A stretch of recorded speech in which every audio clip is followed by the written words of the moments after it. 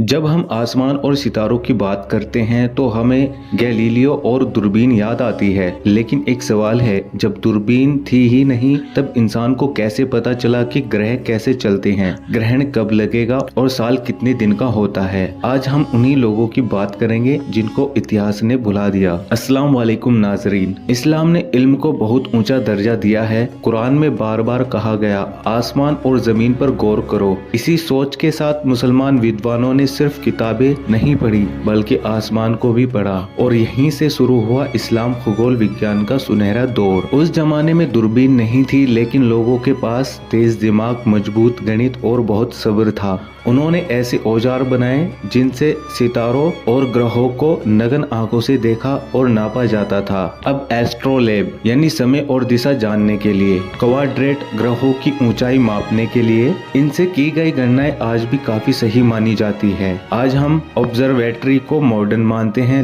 लेकिन सच यह है कि दुनिया की पहली वेधशाला मुसलमानों ने बनाई थी। मरागा और समरकंद जैसे शहरों में ग्रहों की रोजाना निगरानी होती थी। ग्रहणों के बारे में पहले ही बता दिया जाता था, जबकि कोई सैटेलाइट भी नहीं थी। मैं कुछ आपको विद्वानों के नाम बता देता हूँ। तो सबसे पहले हम बात करेंगे इब्ने अल हैतल। उन्होंने समझाया कि हम चीजों को कैसे देखते हैं। उन्होंने कहा, रोशनी आंख से नहीं निकलती बल्कि आंख में जाती है। आज कैमरा और दूरबीन इसी सोच से आगे बढ़े हैं। नासिर अल-दीन अल-तुसी, उन्होंने ग्रहों की चाल समझने के लिए एक नया गणितीय तरीका दिया, जिसका असर बाद में कोपरनिकस पर भी पड़ा। इन विद्वानों ने त्रिकोणमिति और बीज गणित का इस्तेमाल करके ऐसी तालिकाएं बनाई जिनसे समय, दिशा और यात्रा आसान हो गई। इन्हें जिज टेबल्स कहा जाता था। ये कहानी सिर्फ अतीत की नहीं है, यह हमें याद दिलाती है कि जब मुसलमान इल्म से जुड़े तो उन्होंने आसमान तक को समझ लिया। अब सवाल ये है, क्या हम फिर से इल्म से जुड़ना चाहते हैं? अगर आपको सच्चाई पसंद आई तो वीडियो को शेयर करें और कमेंट लिखें। इल्म हमारी पहचान है।